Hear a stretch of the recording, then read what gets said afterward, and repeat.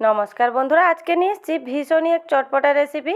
খুবই কম সময়ে মাত্র 10 মিনিটের মধ্যে কিন্তু এই রেসিপিটি বানিয়ে ফেলা যায় আর খেতে হয় দুর্দান্ত স্বাদের। এইরকম কিছু চটপটা বানিয়ে দেখবেন, বাড়ির সকলে চেটেপুটে খাবে। তবে আজকের রেসিপি শুরু করা যাক। আজকের রেসিপির জন্য এখানে দুটো মিডিয়াম সাইজের আলুকে আগে থেকে সেদ্ধ করে নিয়েছি।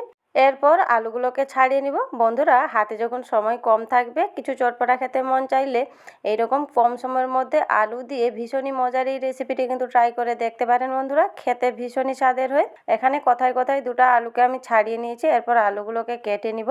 আর কাটার সময় আলুগুলোকে কিন্তু বেশি ছোট বা বেশি বড় করবেন না, একটু মিডিয়াম সাইজ চৌকো করে কেটে নিতে হবে। এখানে আমি আলুগুলোকে ঠিক এইভাবে কেটে নিয়েছি।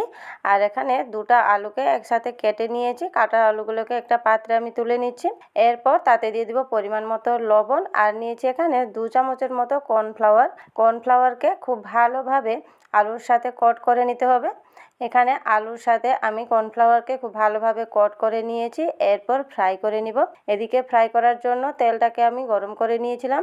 এরপর তাতে আলুগুলো দিয়ে মিডিয়াম টু লো ফ্লেমে কিছুক্ষণ আলুগুলোকে নেড়ে চেড়ে একটু লাল করে ভেজে নিতে হবে। এভাবে ভেজে নিলে আলুগুলো একটু টেস্ট ভালো আসবে আর একটু মুচমুচেও হবে।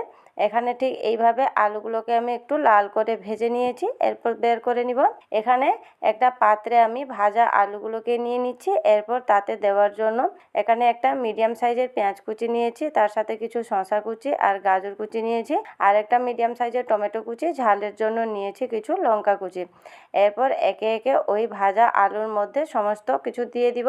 তাতে দিয়ে দিব পরিমাণ মতো কালো লবণ, আর নিয়েছি পরিমাণ মতো সাদা লবণ, আর একটু চটপটা করার জন্য 1/2 চামচ নিয়েছি চাট মশলা, আর একটু টেস্টটা যাতে ভালো আসে 1 চামচ দিয়ে দিব টমেটো সস। টমেটো সসের বদলে এখানে তেঁতুলের চাটনি কিংবা গ্রিন চাটনিও দিতে পারেন। এরপর ফ্রেশ কিছু ধনেপাতা কুচি দিয়ে দিলাম। অপর থেকে দিয়ে দিলাম লেবুর রস।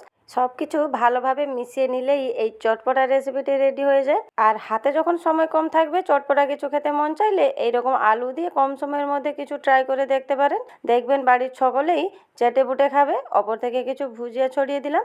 বন্ধুরা, আজকের আমার এই চটপটা আলুর রেসিপিটি কেমন লাগলো কমেন্ট বক্সে অবশ্যই জানাবেন। যদি ভালো লেগে থাকে তাহলে লাইক শেয়ার করতে ভুলবেন না।